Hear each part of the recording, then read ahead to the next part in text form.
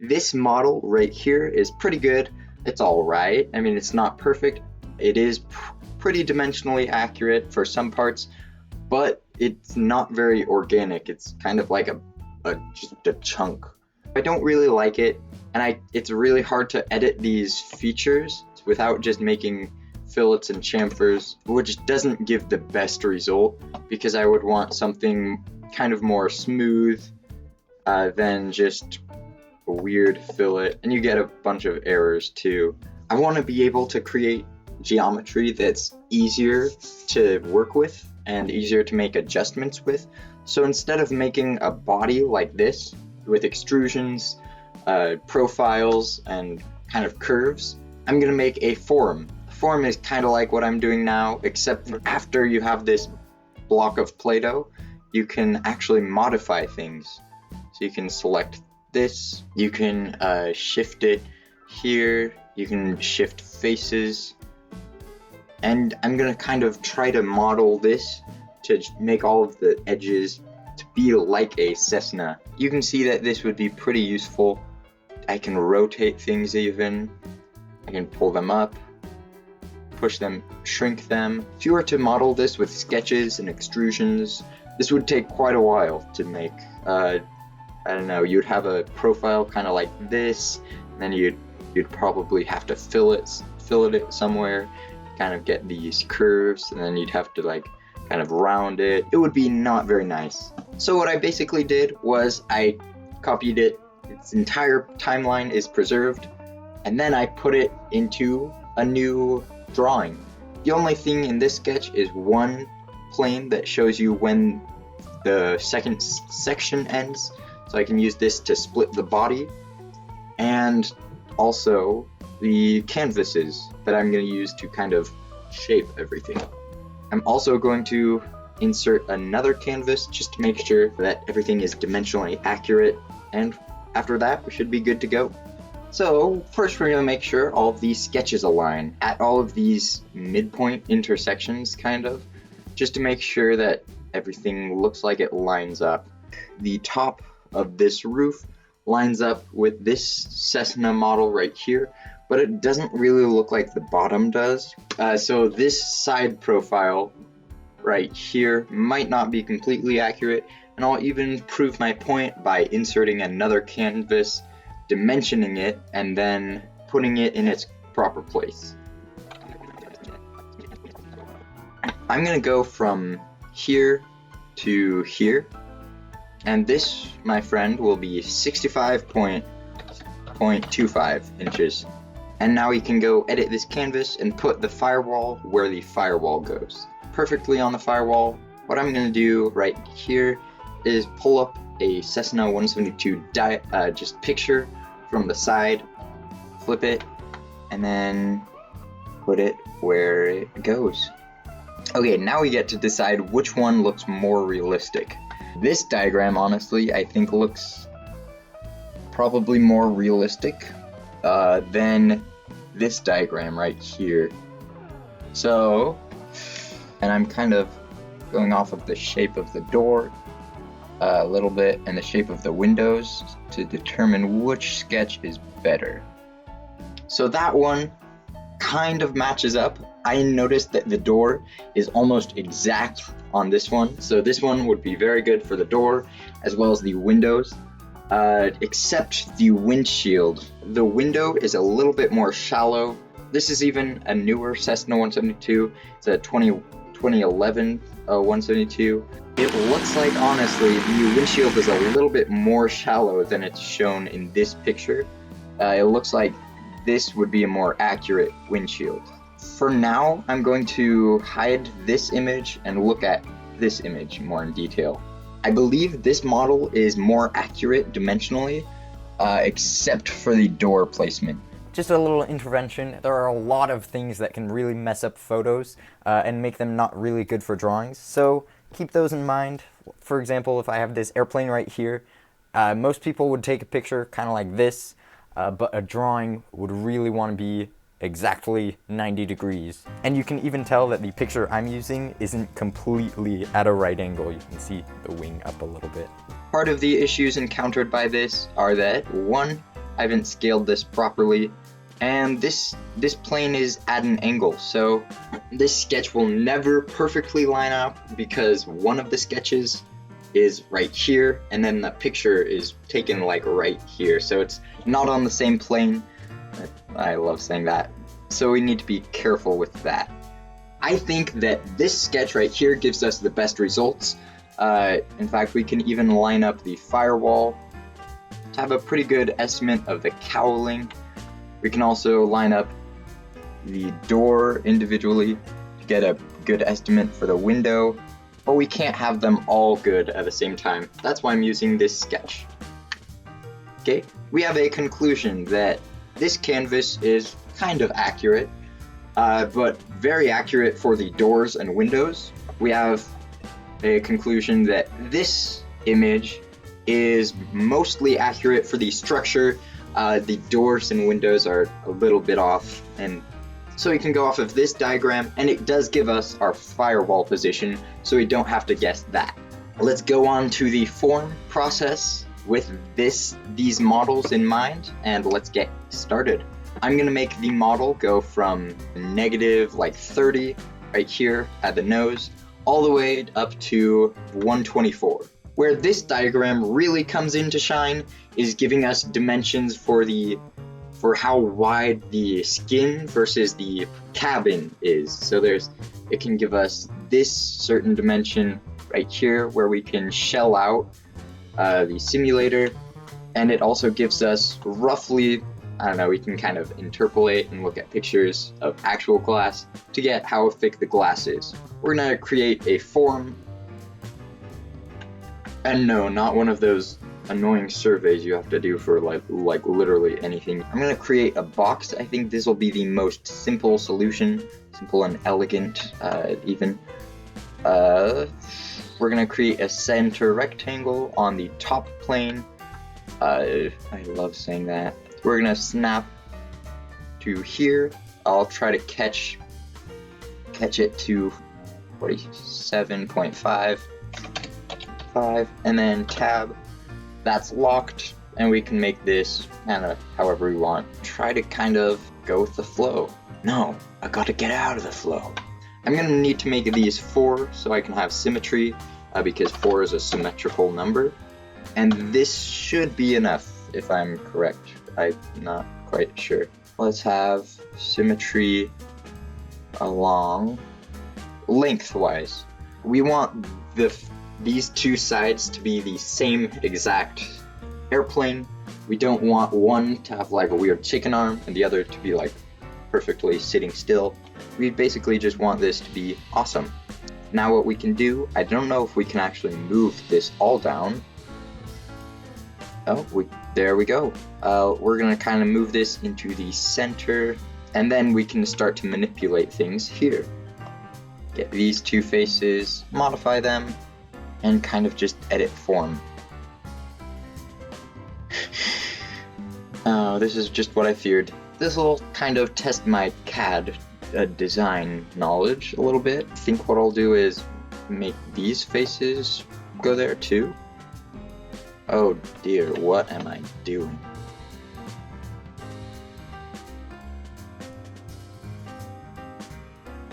Oh, we want this in world space, so this is not what I was intending, but I guess it works.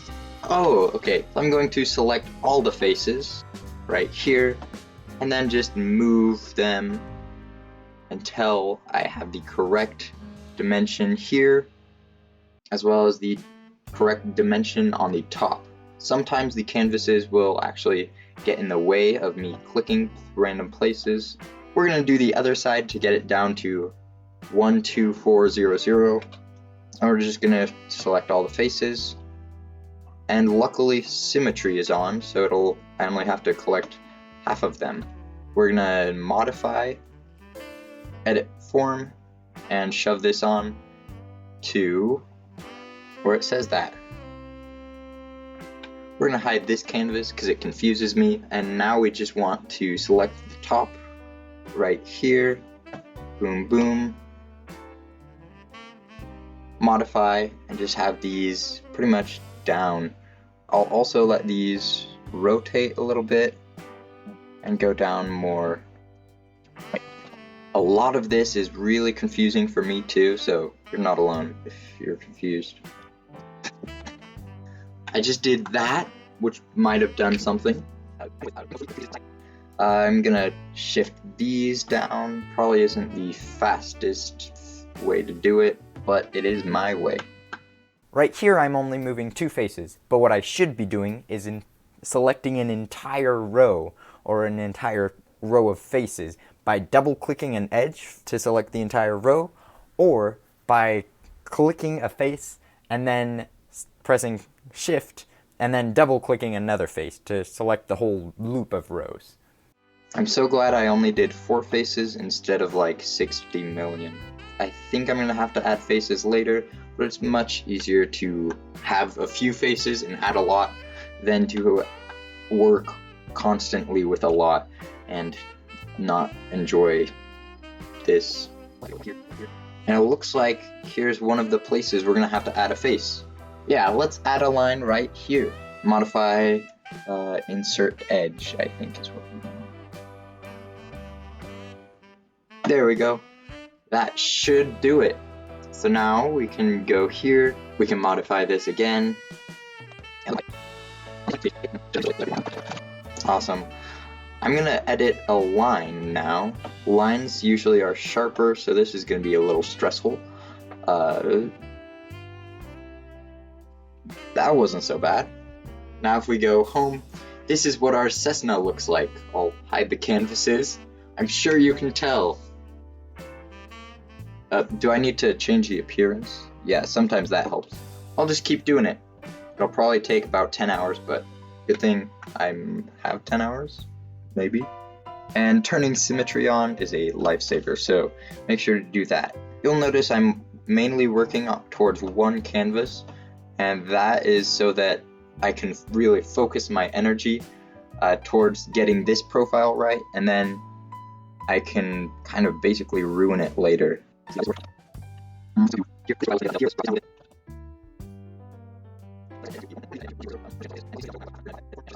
Let's go up here, and I think what I'm gonna do is create a line between these just to give it some extra geometry. And that should fix it, theoretically. The thing I hate about this type of design is you tell the computer what to do, and it does it. It's also the thing I like about it, but, you know. It's so funny to hide the canvases and then compare whatever the heck I made right here to this. You'll recall that I'm only working on one section right now. That means I can have only one canvas open, so that helps a lot with organization, just zooming around. It's not as confusing, which helps so much. I'm gonna add another line up here. There's so much cool things right here.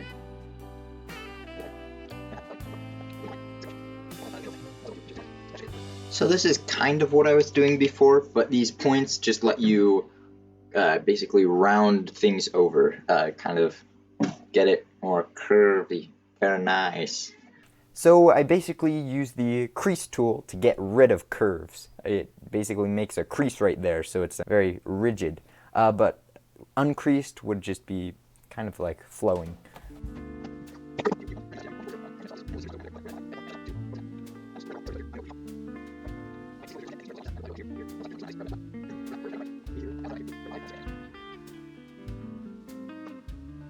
Okay, so right here, this looks pretty good. From the back, it doesn't. From the top, to be completely honest, it doesn't.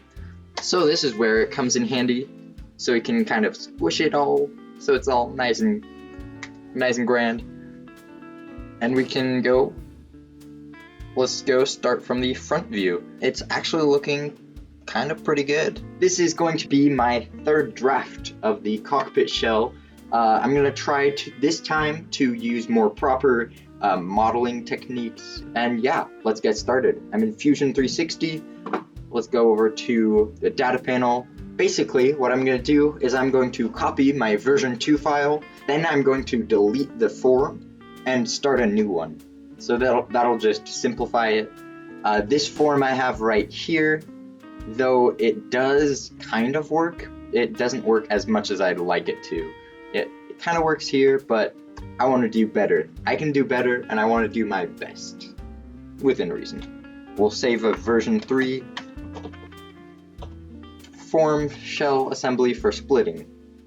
I know right here I could make my own form, and I could adjust this form so that it's properly made, but this would require a lot of actually modifying existing geometry and then fixing it all, and it looks like I'm getting a few glitches, so I don't want to dallow too deeply in this because I know it's not going to be the most efficient way to kind of try to salvage this kind of amateur form, to be honest. I'm going to try making a new one.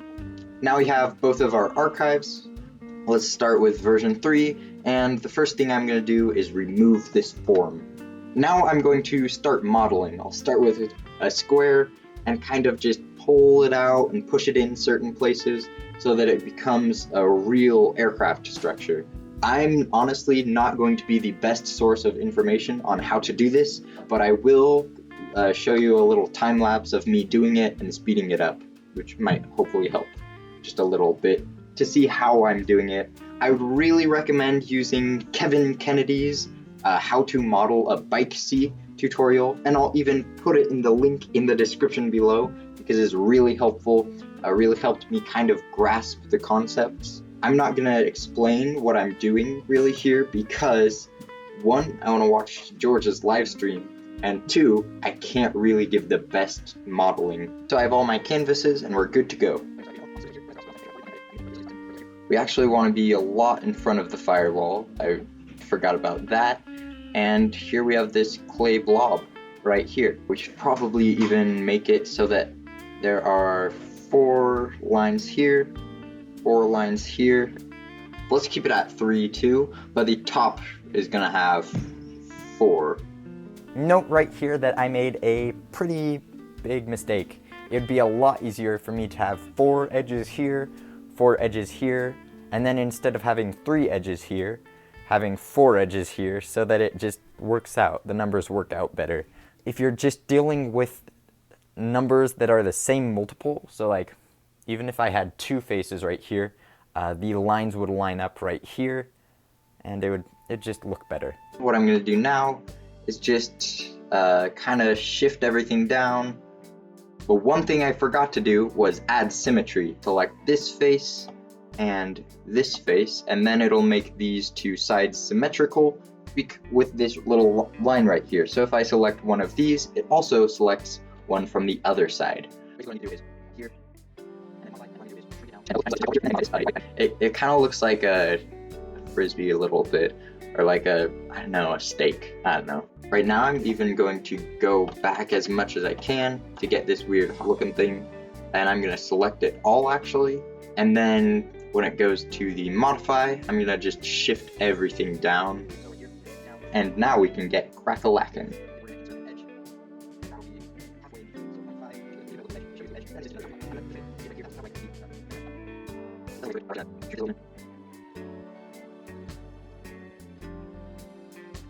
The main thing I want to try to do is use more shrinking and enlarging than I do want to use moving and rotating. That'll just help keep it simple.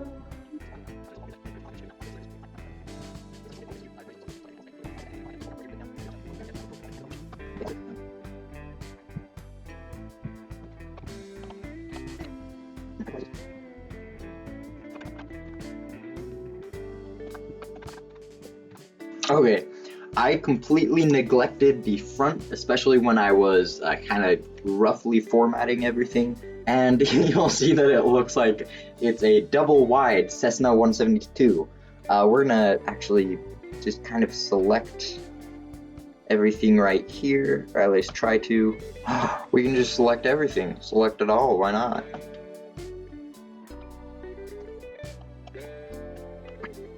And now we're just gonna kind of shrink everything until it's actual dimensions. And it looks like that's pretty good so far. We'll notice that once we hide all our canvases, we have a it looks nothing like a Cessna. Okay, you'll notice right here we have a pretty rough outline of a Cessna 172, and by pretty rough, I mean very rough. It looks more like a shoe, or you'll see that if we go put our canvases back on, it's not really emphasizing these geometries. In fact, here it's lower, here it's higher. So we're just gonna go in and fine tweak this. The thing that is good so far is if you look at the front profile looks a little better. It looks pretty okay up here. And then if we even go to the top, we might, we're gonna adjust this in a second. It just takes a lot of tweaking, so hopefully you have good patience. I'm not gonna worry too much about what's right here because I'm actually just gonna slice this off with like a cleaver, basically, just like no more. But we do want to care about all this geometry, especially kind of the window shape roughly and how things kind of curve together. So yeah, forming might not be the best option, but I think it's the most intuitive for me, and I think that it honestly beats doing like 50 loft commands for each profile that I have to kind of imagine and Photoshop or something. So this is pretty good. I like it. Just gonna make a few more modifications, just make sure everything is good to go for the show.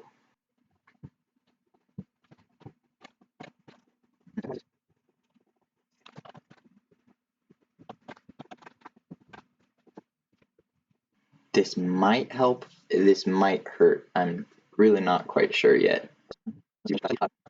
What have I done? Oh, I made it less like a platypus. Here's what we look like so far.